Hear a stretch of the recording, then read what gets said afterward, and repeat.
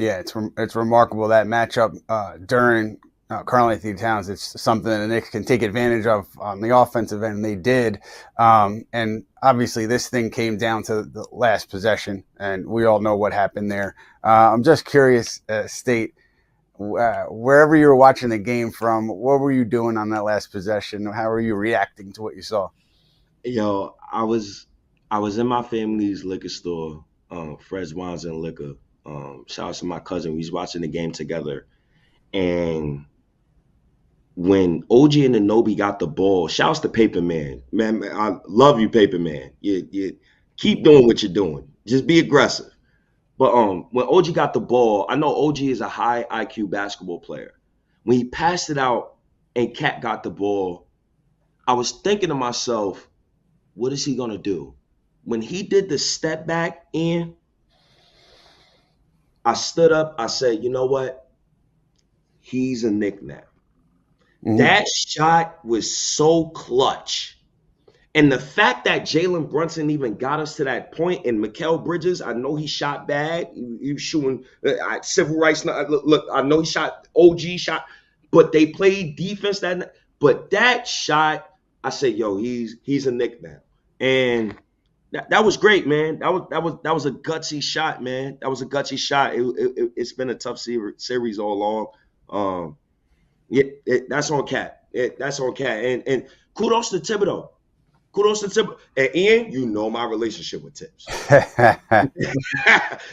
Kudos to him. He made a lot of adjustments that I've noticed from game 2 to game 3. Mainly the biggest adjustment, Karl Anthony Towns meeting Cade Cunningham at the level instead of all the way falling back and the dropping back coverage.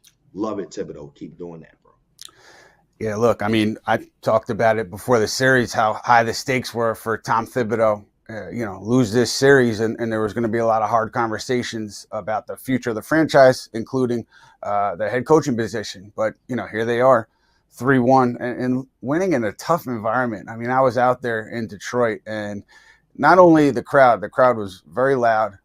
It was a great atmosphere, but also Detroit just kind of threw so many different things at them. It wasn't like the Knicks ever had a comfortable double-digit lead where they were coasting to a win. Both of these games were, knockdown, drag out, going into the final possessions. And the Knicks showed me at least a kind of a fortitude, an ability to stick together and deal with adversity that you didn't always see in the regular season. And that's why I had questions about the team coming into this series. But really, they checked off a ton of boxes, at least for me personally, the way they handled this difficult situation in Detroit. And Jared, just to circle back on Karl Anthony Towns just for a second here, do you think that, I'm not going to look ahead yet, but do you think that the way they went to him early game 4, getting him the ball in the post on Tobias Harris, it seems like an obvious thing to do, but it's not if the opposition, is trying to stop it.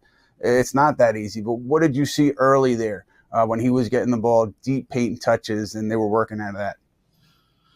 Yeah, they did a lot more things rather than just planting him on that side and asking him to back Tobias down. They got him some cross screens, some down screens to get him better position.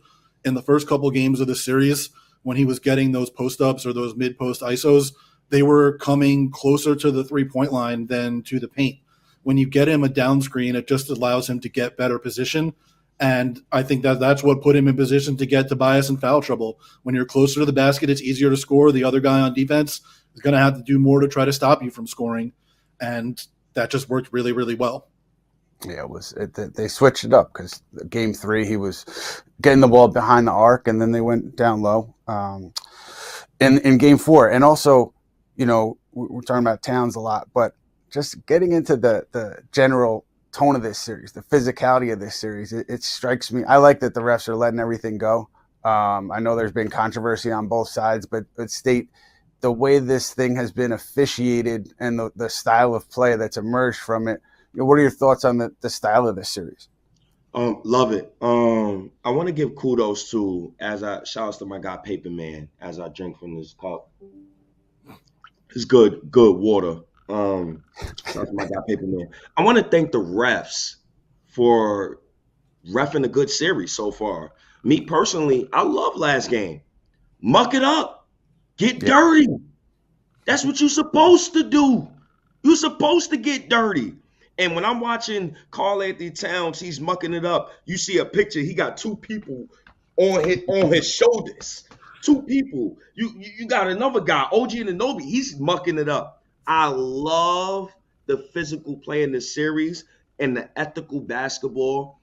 I'm gonna be honest with you, Ian Bagley and my guy, Kay Cunningham is special. And Mhm. OG Anunoby and Mikal Bridges is giving him his NBA moment because he's getting hard earned buckets. But I love the physicality of this series, bro. I love the refs. I love what they're doing. Let them play. Let them go hoop. I don't want Jalen Brunson to foul bait or Detroit fans to say he's foul baiting. I want them to say he's playing ethical basketball. I think Brunson plays good basketball. And he uses his skill to his advantage.